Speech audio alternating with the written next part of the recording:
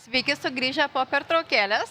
Labai kviečiu visus ne tik klausyti, įsitraukti, bet ir atsisėsti ant sėdimų vietų. Mes turim keletą labai patogių vietų, tai tikrai kviečiu nestovėti, o prisėsti. O dabar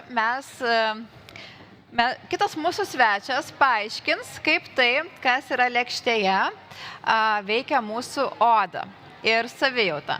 Tai žodžiu kviečiu dietologą. Gydytojas dietologas Edvardas Grišinas šiandien mums papasakos, kaip maitintis, kad švytėtų oda. Ar papasakosit? Pasistengsiu. Ačiū labai. Visas paslaptis pasistengsiu kažkaip jau išduoti, jau čia visas besislėpiančias. Mes to ir norim iš jūsų. Taip. Tai pradžiai toksai klausimėlis, kaip jūs apskritai susidomėjot sveika mityba?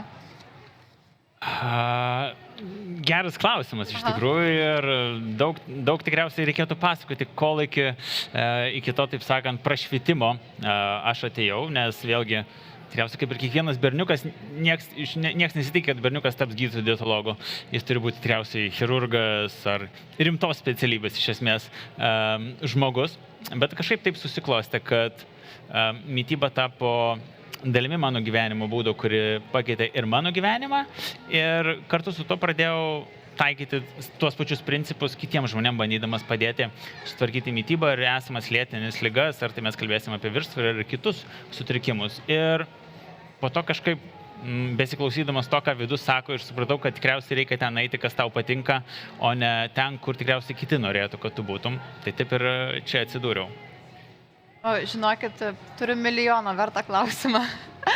Ar įmanoma su savo mitybą padaryti taip, kad oda atrodytų jauniau, arba bent jau mažiau sentų, mažiau tas eidžingas veiktų? Ar tai yra įmanoma? Iš tikrųjų labai geras klausimas ir daugelis mūsų to nepastebi, kad būtent per odą, o bendrai ne tik per odą, per tos pačius plaukus, tos pačius nagus, tai bet tuo labiau odą mes jau galim pastebėti, kokiu mikroelementų gali mums trūkti. Labai retas, kad žmogus susieja tokius dalykus, kaip pavyzdžiui, įplyštantis lūpų kampukai, kur mes jau galime tarti B vitaminų stoką, kaip pavyzdžiui, taip, blogai gyjančios žaizdos, tos pavyzdžiui, taip, mes galime jau turėti mintį apie cinko, galbūt stoką, baltymų stoką mityboje.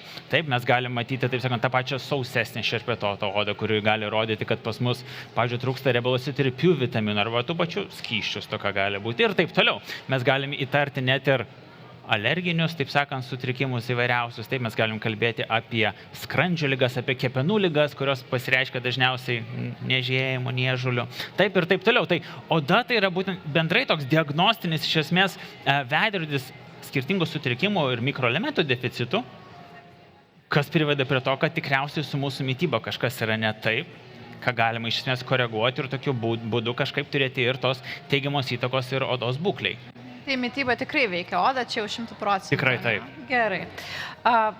Kaip šiuolaikinė mityba tapo kenksminga odai? Nes, kaip suprantu, tapo. Jūs pasakytumėt, kad atsitiko toks dalykas, ar ne? Maistas tai nepasikeitė, jo tikriausiai tik pasiūla tapo tokia didelė. Tai yra vienas dalykas, kur žmonėm tikrai skubant sunku atsirinkti, tai kas yra tas sveikas, kas nesveikas tas maistas ir kaip jis turi būti derinamas lėkštėj, kad jis išlaikytų savo sveikatingumą, kaip nepasimesti tarp tų skambių antraščių, kurių tikrai yra labai daug ir mes žinom, kas traukia akį, ar tai bus pilno grūdo, ar daug baltymų, ar tai, kad ir sveika parašys, ar širdelę nupiešiant produktą, tai jau trauks akį ir lems, kad galbūt žmogus pasirinks tą produktą, nors ten jokios maistinės vertės didelės nebus. Kitas dalykas, tai ir bendrai, jeigu mes žiūrėsime į pramonės visą verslą ir į tą pačią oro taršą, mes irgi pamatysim, kad vėlgi klimatas eina ne į gerą pusę šito vietoje ir turime nepačiu ne tik, kad įtakos turi mūsų odai ne tik tai, ką mes dedame į vidų, bet taip pat ir aplinka, kuri mūsų supa, tos pačios šviesos, kurios mūsų supa kiekvieną dieną, taip oras, kuriuo mes kvėpuojame, ta pati kosmetika, kurią mes naudojam, irgi ir žalingi įpročiai tie patys, nepamirškime apie juos šito vietų. Taip, tai viskas turės įtakos mūsų odai, kaip tam būtent pirminiam apsauginiam barjerui nuo pačios aplinkos veiksnių. Tai taip sukonkretinant, ko gero, ta visa tarša, ar ne, daro tai, kad jau gal ir tie maisto produktai, ta prasme, maistas, kuris auga, ar ne? Gali jau, Ne, tie tikrai- javai gal nebe tokie, tarkim, Tikrai ar taip, tie čia ne patys taip? produktai ir Aha. pats suvartojimas to pačio pridėtinio cukraus, transriebalų, mes matom, kad nepaisant to, kad daug mes pastangų dedame į kontrolę visų lėtinių ligų, to pačio nutukimo, antro tipo cukrinio diabeto, vis tiek tie skaičiai vis auga, kad ir kokiais būdais mes tą dalyką stabdytum. Tai vėlgi sunku sustabdyti visuomenę, tikrai sunku, tam tikrus įpročius sunku pakeisti ir taip vėlgi ir paprastas atspindys, kodėl, taip sakant, ta ir odos būklė nėra tokia gera, kaip buvo galbūt prieš 20-30 metų, taip, ir kad sunku ją, taip sakant, kažkaip pakoreguoti ir tų įvairiausių papildų, kremų ir taip toliau prireikia patiems žmonėms. Taip, tai dabar prie praktinių patarimų pereisim. Sveikai maitintis daugeliui atrodo sudėtinga, koks paprasčiausias būdas pradėti rūpinti savo odą iš vidaus. Ką patartumėt? Taip, tai pirmas dalykas visada raginu žmonės sustoti. Sustoti ką ir daryti? palaukti. Palaukti ir pagalvoti, kur aš darau pagrindinės klaidas. Taip, čia esminis dalykas, nes dabar tiek daug informacijos, mes norime visko, taip sakant, kuo greičiau ir kuo staigiau. Taip, čia faktas, mes griebsim geriau papildą, negu, taip sakant, padarysim korekciją su maistu. Taip, dėl ko? Dėl skubėjimo, dėl laiko stokos. Tai kaip ir valgymo įpročius keisti, pirmas dalykas reikia sustoti ir pagalvoti, ką aš galiu padaryti geriau, ką aš galiu padaryti efektyviau, o galbūt ką aš galiu padaryti, kas yra senai pamiršta, tačiau man labai patinka, kad ir, taip sakant, tų pačių valgymo reguliarumo turėjimas ir taip toliau, kas gali privesti prie retesnio užkandžiavimo ir mažesnio, taip sakant, pirktinio maisto suvartojimo. Galima įti iki paprasčiausio dalyko. Vanduo. Taip, retas žmogus pagalvoja, kad vanduo gali būti kažkuo naudingas, apart to, kad visi, taip sakant, garsiai skanduoja, kad jo mums reikia. Bet mes tiesiog žinom, kad net pakankamas skysčių suvartojimas per dieną gali turėti neapsakomas teigiamos įtakos odos būklei. Žinokit, aš pati ir galvoju, aš pati labai mėgstu pasiklausyti pokalbių apie sveiką mitybą, atnaujinti žinias trupačiuką ir naujų sužinot. Ir aš galvoju, kad mes labai dažnai atsiremiam prie tų pačių tiesų, tokių elementarių dalykų, reguliarumas, ritmas, daržovių daugiau, vandens daugiau, nes iš tikrųjų mes ir pamirštam. Aš pati įsivažiuoju savo kartais blogus įpročius, aš pamirštu, kad daržovių reikia daugiau. Čia gal ne tai, kad stebuklo reikia, o elementarių dalykų būtent, reikia. Visas stebuklas yra paprastume. Taip. Visas stebuklas yra paprastume ir mes galim kalbėti apie tam tikras pinkles, kaip nereikia pieno produktų vartoti, kaip mažiau glitimo reikia vartoti, sakyti, bet čia ne visa esmė. Tai yra jau išskirtinumai, taip individualizuoti dalykai, bet bazė visiems yra ta pati. Tik mes matom, kad besivystant iš esmės visai pramonė ir taip sakant, tam gyvenimo tempui augant, mes nespėjame to dalyko padaryti dėja. Ir čia galim imti net ir patirtį iš vakarų šalių, kur būtent toks, kaip vadinamas tas vakarų šalių gyvenimo būdas, vadinamas tas nesveikasis ir sukelia visas tas patologijas ir sutrikimus. Taip. Labai gerai, kad atsigerėt, kada pakalbėjot apie tai, kad reikia vandens daugiau gerti. Aš irgi būtinai tą padarysiu. O dabar noriu paklausti, kokios maistinės medžiagos arba produktai geriausiai palaiko odos elastingumą, drėgmę ir spindesį. Tai čia irgi milijono vertas klausimas. Milijono vertas klausimas ir dėja tikriausiai nuvilsiu, kad nei agurkas, nei, taip sakant, koks arbūzas ar dar kažkas čia, ar taip sakant, tik viena riebi žuvis mums šitoje vietoje nepadės. Bus labai svarbus procesas. Dėja, šitoje vietoje čia yra faktas. Ir, kaip sakau, mūsų, jeigu sakyčiau, tie tikslai, ką mes turim padaryti, vienas dalykas, tai yra pirmas punktas, palaikyti mūsų apsauginį barjerą. Tai yra super svarbu, taip, tai yra būtent odos paviršius. O mes čia kalbam apie riebaluose tirpius vitaminus, mes kalbam apie pakankamą skysčių suvartojimą, mes kalbam apie kolageno gamybą, taip, kas jau susijęs su aminų rūgščių, baltymų suvartojimu, taip, pakankamą vitamino C gavimu, taip. Tada antras dalykas, tai yra geros kraujotakos palaikymas, nes apatiniai sluoksniai vis tiek yra visi maitinami, mums reikia kažkaip teikti maistinės medžiagas. Čia galim kalbėti apie geležies stoką tą pačią, taip? Kiek moterų turi geležies stoką šiais laikais, kiek yra skydliaukės problemų neišgydytų, taip? Kas gali tiesiogiai turėti įtakos odos būklei. Tik mes apie tą nesusimąstom, taip? Tai dažnas žmogus, pas kurį skydliaukė blogai funkcionuoja, turi šerpetotą odą. Taip, tai yra paprastas dalykas ir paprastas atsakymas, tik labai dažnai mes pamirštam apie tokias sąsajas šitoje vietoje. Ir trečias labai svarbus dalykas, tai yra lėtinių ligų kontrolė. Taip, čia galim kalbėti apie tokius tamsius ir blogus mechanizmus, glikacijos procesus, kurie atsitinka, kai per daug angliavandenių suvartojam, bendrai kaloražo per daug mes gaunam šitoje vietoje. Tada sutrinka kolageno gamyba, dėl to perteklinės gliukozės kiekio ir visa patologija pas mus atsiranda. Todėl labai dažnai vienas iš požymių antro tipo cukrinio diabeto būtent tai yra tas paūmės, pagreitėjęs, pavadinkim, odos amžėjimas šitoje vietoje, raukšlių atsiradimas ir taip toliau. Taip, todėl būtent apie visas lėtinės tas pačias ligas, kurias žmogus turi, o aš tikiuosi, kad kuo toliau, tuo mažiau jų turės, taip, mes pirmoje vietoje turim pasirūpinti, nes tai bus pradžia, kurią turime padaryti prieš einant į papildus, kurios ten stiprins odą, ar ten kolageno vartojimą ir taip toliau. Bazė turės stipresnį efektą šitoje vietoje. Tikrai. Bet jūs paminėjot glikaciją, sakėte, netoksai procesas. Aš esu vienoje knygoje trupučiuką skaičius ir jūs paminėjot, kad tai yra perteklinis angliavandenių vartojimas, ar ne? Ar kaip? Dažniausiai taip, čia yra tiesa. Taip. Tai gal vienas iš patarimų mažiau vartoti? Tai ne, čia ir tas blogas dalykas, nes mes labai suabsoliutinam angliavandenius. Jeigu pasakysi nevalgyti angliavandenių, tai žmonės nustos ir grūdinės kultūras valgyti, vaisių bijos, taip, dėlgi pridėtinės fruktozės, jos natūralios fruktozės jose šitoje vietoje, taip, bet čia irgi nėra tiesa, tai mes turime atskirti, apie ką mes kalbam šitoje vietoje, taip, ir mes kalbame apie tą pridėtinį, vadinkim, cukrų, kurį mes rasime visuose pramoniniu būdu pagamintuose maisto produktuose. Bet kartu ta pati svorio kontrolė, riebalinio audinio kontrolė, taip mums bus labai svarbi ir tai bus pamatinis dalykas šitoje vietoje. Tai galima nevalgyti angliavandenių, bet priaugti svorį, nepamirškim šito fakto. Ir tokiu pačiu būdu irgi vėl turėsime neigiamą įtaką mūsų odos būklei. Tai neužteks atsakyti angliavandenių, bet pažiūrėti į tą faktą, kad mes turim valgyti kuo mažiau perdirbtą maistą, kuo labiau natūralų. Čia aš dedu, taip sakant, didžiausią spaudimą. Gerai, supratau. Aha, tai beveik ir paklausiu, bet dabar sukonkretinsiu. Kokie produktai labiausiai skatina senėjimą odos? Tai vėlgi tas vartojimas produktų su pridėtiniu cukrumi, čia yra faktas. Ir tikrai, ar mes kalbėsim net apie baltyminius batonėlius, ar dar kažkas, kas tariamai yra sveika. O nesveika? Nes aš tai mėgstu labai. Sakyčiau, nėra ten super naudos kažkokios iš tikrųjų ir tai gali sukelti daugiau net alergijų ir virškinimo trakto problemų dėl saldiklių juose esančių pridėtinių ir kitų medžiagų. Tai nėra geriausias pasirinkimas mano akimis. Tai geriau mėsos gabalą suvalgyti šitoje vietoje, jeigu valgoma mėsa. Čia, žinot, dabar sakoma, kad tų baltymų reikia labai daug surinkti. Ir juos sunku surinkti. Ir šitie batonėliai padeda truputį.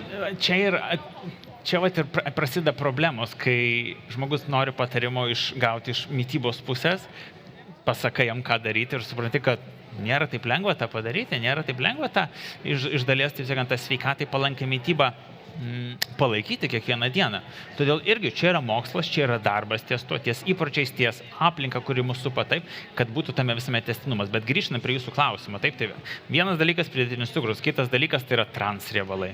Vėlgi, iš tų pačių pramoninių būdų pagamintų produktų. Kodėl jie tokie žalingi? Nes jie sutrikdo elastingumą ląstelių.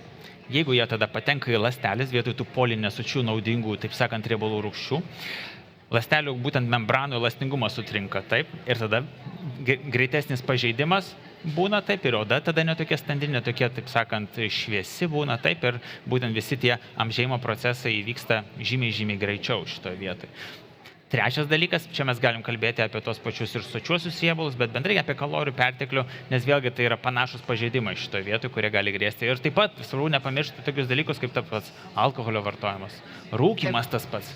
Taip, rūkymas su savo, taip sakant, žalingu poveikiu, kas ir kraujagyslę susiaurina, paskatina visus aterosklerozinius procesus, dislipidemijos, cholesterolio apykaitos, sakant, sutrikimus, oksidacinį stresą, tą vadinamą, gerai, populiarus labai žodis, o dar mitochondrių pažaidavą.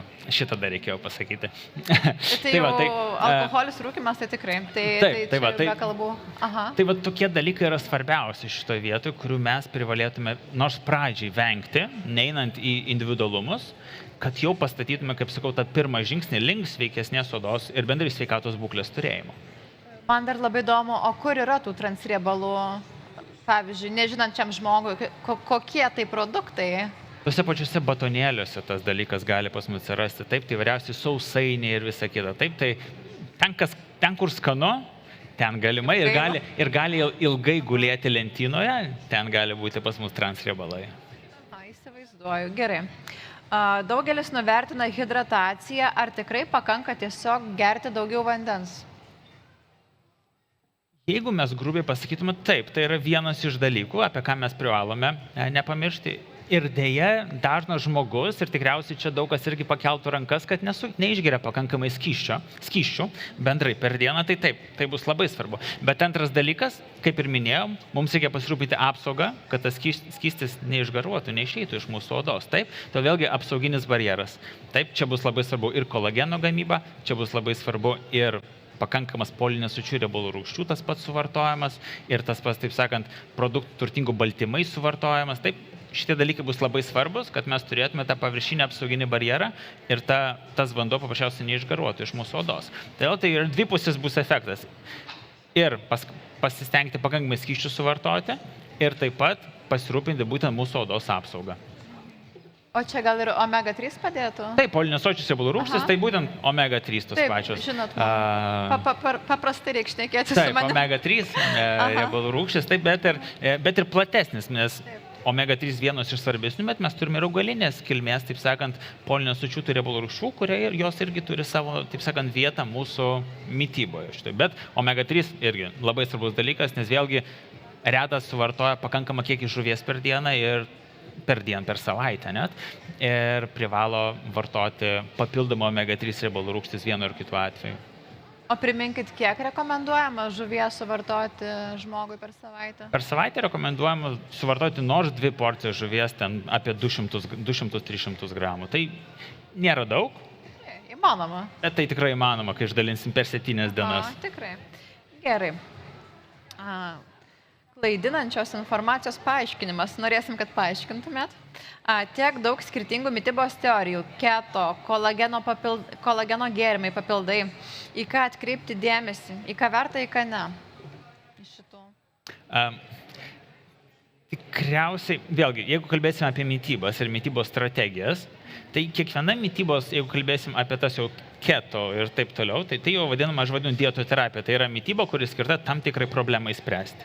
Taip, tai jos gali prisidėti prie mitybos, jeigu mes sprendžiam kažkokį veiksnį, kuris turėjo įtakos mitybos būklė, kaip pavyzdžiui, ten antro tipo cukrinis diabetas arba glikemijos sutrikimai ir mes ten angliavandenių duodam mažiau žmogui valgyti. Taip, tai gali tikrai tiesiogiai prisidėti, vėlgi trumpalaikiai perspektyvoje, bet kaip ir su kiekviena dieta, yra labai svarbu, o kaip mes išeisim iš jos ir kokią mitybą vėliau mes palaikysim, nes tai bus svarbiausias dalykas, tas palaikymas.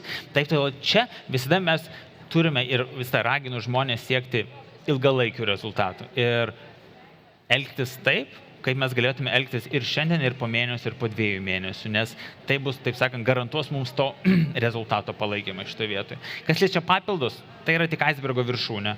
Taip, jie gali būti tikrai naudingi nuo deficitų korekcijos, prie, pavyzdžiui, papildymo to, ką aš negaliu gauti su maistu, bet vis tiek visada bazę statysiu ant mitybos įpročių formavimo ir stengtis nors didesnę dalį mums reikalingų maistinių medžiagų gauti su mityba.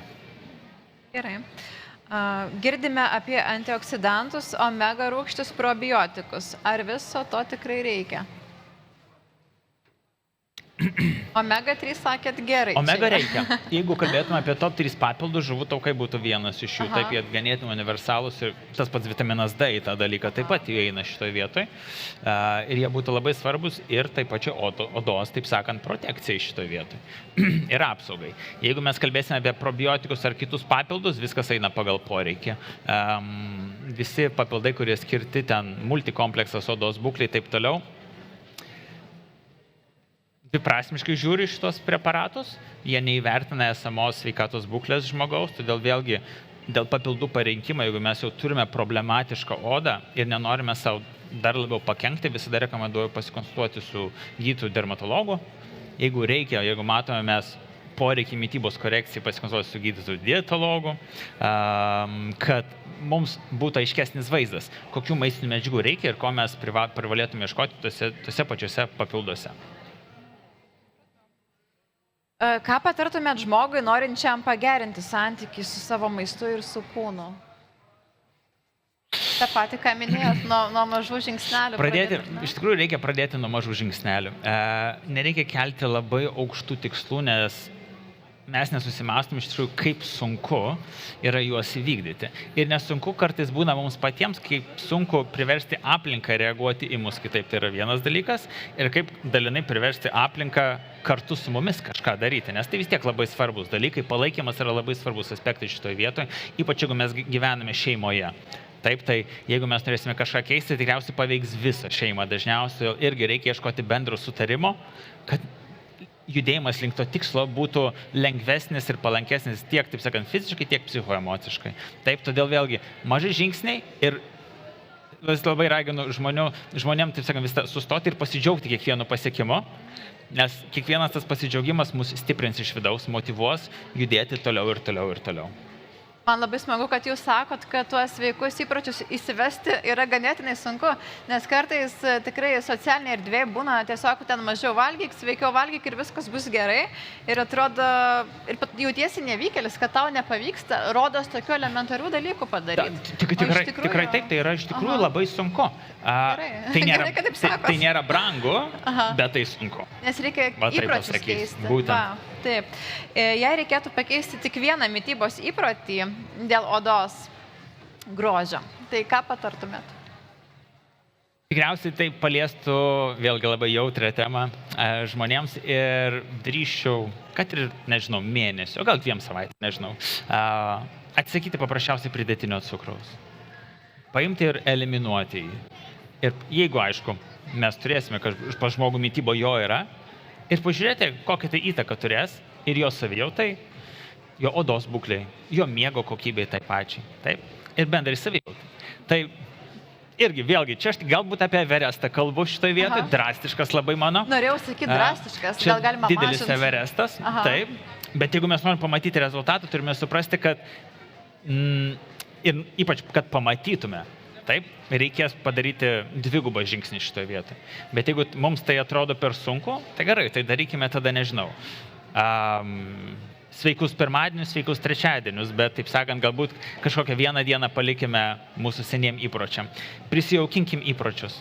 Duokime 1, 2 dienas, 3 dienas pasiekti, nes kai aš žinau, kad man negalima visą savaitę, aš norėsiu vis tiek kažkur suvalgyti. Jeigu žinosiu, kad aš turiu 3 dienas griežtos mitybos, tada turėsiu 1 dieną laisvą, ar ten 2 dienas laisvas, tai nuskels man tokio streso ir daugiau bus toks malonus iššūkis. Pažiūrėsiu, kaip aš sugebėsiu. Ne? Tai vėlgi, kuo mažiau streso, to geresni rezultatai laukia mūsų ateityje. Taip, ar kas nors nori mūsų mitybos specialisto paklausti? Taip, laukiam klausimo.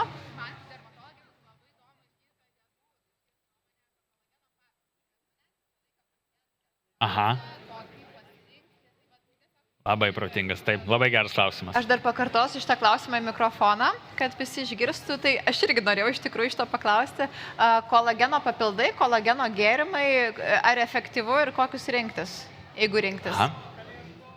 Tai jeigu mes bendrai žiūrėsim, taip, tai kolagenas tai vėlgi ta pati aminorūgščių grandinė. Ir būtiškai sakant, mes galime jos gauti ir su maistu iš vienos pusės. Taip, bet nepaisant to, kad yra daug nuomonių dabar ir tai yra tiesa, kad vėlgi, bet ką mes suvartojam, mūsų žarnyne skyla iki pavienių aminorūgščių. Tai mes kaip ir kolageno kažkokio tokio vientiso negausim, kad jis patektų ten, kur mums reikia. Čia faktas.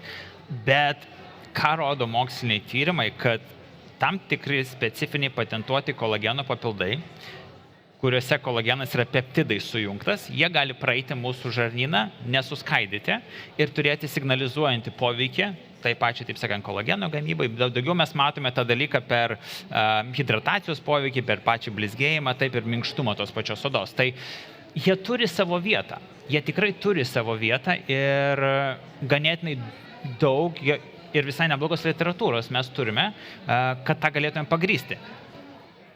Bet aš čia kalbu apie 10% efektyvumo, gal ir mažiau. Tai jeigu žmogus bendrai suvartoja mažai baltymų su mityba, pavyzdžiui, tai iš to kolageno ten nei šilta, nei šalta bus. Paprasčiausiai gersim ir gersim. Tai galima galbūt ir su maistu kažką gauti. Bet jeigu mes jau turime tą dalyką, kad jau sutvarkiau mitybą ir noriu dar ekstra efekto gauti šitoje vietoje, aš matyčiau vietą, nes, žinot kodėl, nes tai nepakenks. Paprasčiausiai. Tai nepakenks. Jeigu aš jau turiu gerą bazę, aš galiu pridėti, man bus dar geriau. Taip, galbūt kažkokį, kaip ir su žuvų taukais, ne? Mes vartojam dėl ko? Ne dėl to, kad dabar gausi, bet dėl prevencijos ateityje. Taip, tai tas pats ir su kolagenu iš tiesų, kur mes galim vartoti, kad mūsų odos būklė galbūt taptų dar geresnė šitoje vietoje. Tai man toks neutralus šitoje vietoje papildas, kurio aš negaliu labai šlovinti, bet ir negaliu labai peikti šitoje vietoje. O minėjot kolageną su peptidais? Ne, pats kolagenas iš peptidas tai jau yra tokia trumpa seka aminorūgščių gaunasi. Ir būtent ta trumpa seka, jinai gali prasiskverbti pro žarnyną nesuskaidyta jau į pavienius vienetus. Aš taip jau naiviai tikėjausi, kad čia bus kažkoks dalykas, ko ant etiketės galima būtų ieškoti, kad būtų lengviau savo paiešką pasilengvinti. Ir tas yra taip, tai visada raginu ieškoti ir patentuotos formulės šitoje vietoje, kad ne tik būtų... visada yra tokia kažkoks prierašas, pavyzdžiui, kad tai yra jau tokia specifinė formulė patentuotas, ten Tendoforte ar dar kažkokia ten Glow ar dar whatever, kažką sugalvosiu kažkokį žodį. Tai va, tai irgi jau rodys, kad tai vėlgi yra moksliškai pagrįstas preparatas, turintis savo jau galbūt jau kažkokį nors efektą ir poveikį. Ar bus dar klausimų gydytojui dietologui? Drąsiai klauskit, turim labai retą progą susižinoti kažko tikrai rūpimo. Bet jeigu ne... O, prašau. Pasakykit, aš pakartosiu mikrofoną. Aha, tikrai įdomus labai klausimas. Aha, tai taip, dar būtų, ką rekomenduosit esant menopauzai, perimenopauzai, mityba ir papildai? Vėlgi, kadangi perimenopauzė, menopauzė tai labai ilgas procesas, tą turime suprasti taip, tai visa ir mitybos terapija ir tie patys papildai priklausys nuo sveikatos būklės. Mes galim turėti kažkokią bazę šitoje vietoje, o po to jau eiti per rizikos veiksnių kontrolę. Ar mes kalbėsim apie hormoninį balansą, kas yra labai svarbu, ir čia mes jau turėsime rūpintis kepenų tą pačią sveikatą. Ar mes kalbėsim apie gliukozės apykaitos sutrikimus ir kaulinio audinio retėjimo problemas, nes kai yra menopauzė, estrogenai krenta šitoje vietoje ir gali turėti įtakos ir pačiam kauliniam audiniui. Taip, tada mes jau kreipsime didesnį dėmesį į tą patį valgymo reguliarumą, cikliškumą, angliavandenių apykaitos, taip sakant, stabilizavimą, ar vėlgi kaulinio audinio palaikymą per pakankamą baltymų ir to pačio kalcio suvartojimą. Tai, sakyčiau, vėl, ta pati perimenopauzė, menopauzė yra labai komplikuotas visas procesas. Universalaus dalyko nebus tikrai, čia faktas. Ir baziniai, pamatiniai maitinimosi, taip sakant, principai, jie išliks visais atvejais. Tik po to viskas priklausys, kokią mes problemą sprendžiam šitoj vietoj. Nes tikrai bus daug moterų, kurios, taip sakant, turi perimenopauzę, menopauzę ir jokių skundų neturi šitoj vietoj. Vice versa, kitos moteris turės paūmėjimus tam tikrus ir mes jau juos turėsime spręsti. Vėlgi labai individualu šitoje vietoje, nes kažkam galbūt nieko nereikės keisti, kažkam nereikės daryti pokyčius. Taip, todėl kažkokių universalių rekomendacijų irgi nebus ir nenoriu kartotis tam reguliariom, taip sakant, taisyklėm paprasčiausiai. Ačiū labai už vertingus patarimus. Aš tikrai, nors ir labai domiuosi šitą temą, vis tiek kažką naujo išgirdau, tai labai noriu padėkoti Jums. Ir taip pat noriu visiems priminti, kad turim čia tokią vadinamą laiko mašiną. Čia yra akcija, atrakcija. Pasinaudokit žaidimu ir laimėsite Eucerin dovanėlę, visi tikrai gaus. Ir taip pat šiandien Euro vaistinėje yra 25% nuolaida, tikrai tokia gera nuolaida Eucerin Hyaluron Filler produktams. Tai va, o dabar muzikinė pauzė, po jos kalbėsim su psichoterapeute.